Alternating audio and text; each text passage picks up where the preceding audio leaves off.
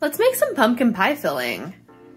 I'm Katie, thanks for cooking with me today, and to make my pumpkin pie filling, you're gonna need, well, it's a double recipe, so you can have this if you want, and everything will be in the comments below. But for this recipe, you're gonna need 30 ounces of pumpkin puree, not the pre-done pie mix, just plain pumpkin puree, a cup of brown sugar packed. It unpacked itself, but it was a cup in that bowl over there. You are going to need 2 teaspoons of cinnamon. You are gonna need 3/4 teaspoons of ginger. You are also going to need a teaspoon of nutmeg. And you're gonna need a teaspoon of salt. You will also be using 6 eggs, a cup of milk, a 1/2 cup of heavy cream, and your oven. So you're gonna go ahead and preheat your oven to 350 degrees. So let's get into it. The first thing you're gonna do is you're going to mix up your dry ingredients. You're gonna put all your spices in with your sugar. Give it a mix. Then you're gonna add in your wet ingredients. But we don't want to add the eggs directly to the sugar because that can burn your eggs. So we're gonna add everything else and then the egg. And this might get messy because I did not choose the right size bowl for the milk. Oh, and that one, that's an almond milk. You can use whatever kind of milk you want. If you really, really hate milk, you can use water, but you'll have a little less flavor. And we're gonna give that a little mixy mix. Now with pie filling, we're looking for good. We're not looking for perfect. Pie filling is not a pastry. It's an art, not a science. We're gonna give this a glotty glot. Now if you want to use this in your mixer, that is perfectly fine. I'm just doing it this way because I think it's easier to see in the glass bowls. And I'm actually gonna switch stirring utensils to a nice spat. If it starts getting too full, you can fold it, which is where you want to be turning the bowl, scooping from the bottom, and moving it over, like so. It will take a little longer, but it'll be a little less messy. And this will incorporate. But while it's taking a minute, we are gonna go ahead and just whisk our eggs, or at least destroy the yolks, because that'll make it a lot easier to mix in. We don't want them over beaten because we don't want that protein in the egg to make this too tough. That could cause the top of our pies to crack. But we want them to be relatively homogeneous. We'll go ahead and plop that in. And fold it in. And I might switch back to more of a whisk situation. This might be some whiskey business. Just for the sake of not splashing all over my kitchen. You want to make sure all your eggs are mixed in because you don't want to be serving pumpkin quiche to anybody. Unless that's what you want, then don't mix your eggs. But personally, when I'm making a pie, unless it's a breakfast pie, I'm not making quiche. So there we go. We have it all nice and homogenized, but not overbeaten because we don't want the protein in our eggs to get angry. Then from there, well, we could bake 2 big pies with this, but I don't want to do that. I want to bake mini pies. So I'm gonna set that pumpkin pie filling aside and I'm gonna get my cupcake tins and I'm gonna get my pie crust that I've already made. And you can see the link to the pie crust recipe here. All right, we are back with a disc of pie crust that is homemade, fresh out of the refrigerator. You can see the link for that right up here. And we also have a roller. I like my fondant roller. Don't, you know, different strokes. We also have my silicone cupcake molds. We're making mini pies. And then I have this little cup, and I'm gonna use it as like a cookie cutter because it's just the perfect size. A lot of people will like to use a wine glass. My wine glasses are just a little bit too narrow. Let's get rolling. This is the gluten-free crust. It's not always gonna be as pretty, and that's okay. So there's our little cut of that. I might also grab a spatula just to make the transfer easier. I'm rolling it out on wax paper, by the way. So then I grab my little disc of pie crust and I put him in his little place. Now, he may or may not fit in perfectly, but we're just gonna mush him in there. It's gonna be fine. And whatever I said before, we're preheating the oven to 350. Now notice that he doesn't come all the way up to the top. That's okay. We don't want super deep pies. We're making shallow little grab 'em and taste 'em pies. And we're just gonna continue getting our dough, making a nice flat spot, rolling out a circle that fits our space. Again, if I had made full gluten dough, this would have been a lot easier and looked a lot prettier, but this is a gluten-free, easy to go sort of pie. We got our disc. It's not the most beautiful disc in the world, but you know what? It'll work. And we push those edges in and squish him down and just push it up against the sides because it's a nice silicone thing and it'll pop right out. If you don't have a silicone muffin tin, don't despair. You can always use the little papers. I just don't like the little papers when it comes to pies. So, and I find it easier to remove them when I can push it up from the bottom versus any other way.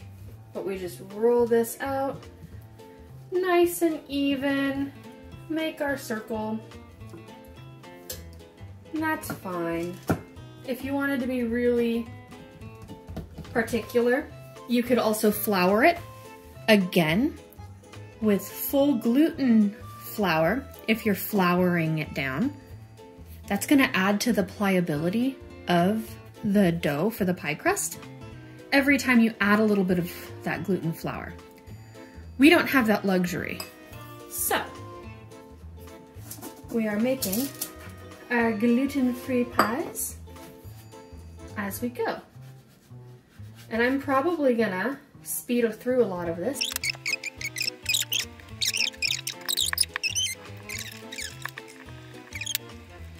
Now sometimes I get lazy and I like the messy look, so I will just cut them out in squares and pop them down there. The circles, however, it's nice. Nice to do little circly pies. And see how I'm pushing from the top rather than pulling from the bottom. And that maintains that structural integrity that we need when we're not using gluten. Because yes, it's a 1-to-1 baking flour that I'm using, but you're never gonna get exactly the same. Baking is organic chemistry. Organic chemistry is hard. I don't care who you are, it's not the easiest thing you've ever done. I promise you. And it takes a little finessing sometimes. So we'll take it and we'll roll her out. Sometimes I give it a little CPR to help myself out, right? I just give it a roll, roll, roll. If I was doing gluten, I'd be adding more flour, possibly, but I'm not. And that's just where we're at right now. But see how, even though this has only been in the fridge for about a half an hour, it's still working as a functional dough. and it's gonna make some delicious little pumpkin pies. So, she says that and then it completely crumbles on camera. You do have to be careful. You're making your own pie crust. But we can save it. We can. We have the technology. If you really need to, you can form it in the container. It will not kill it, and it's really not gonna look much different. All right, I'll see you when I'm done putting all of these into their little cups. Alrighty, so the scooper that I like to use, the spoon that I like to use to scoop the pumpkin pie filling into the cupcakes is this 1/4 cup measuring spoon. I'm not gonna use the full 1/4 cup in each one. I'm looking for a short little tart-sized pie, not looking for a deep dish. But I'm gonna go ahead and just start grabbing some filling and getting goopy with it. And just filling it to the top. It's not really gonna rise. You can hear my dog in the background because he's watching from afar, hoping that somehow I might drop something that he can come and scoop up.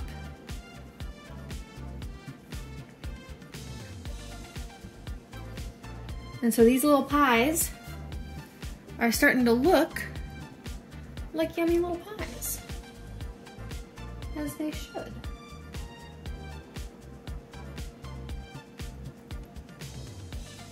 And again, it's totally fine to have leftover filling because we are gonna do stuff with that some other time.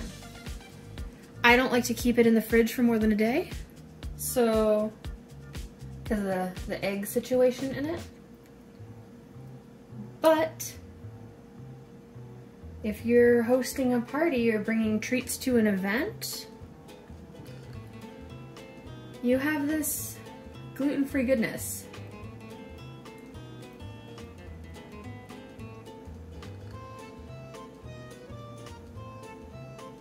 You just scoop and plop. Scoop and plop.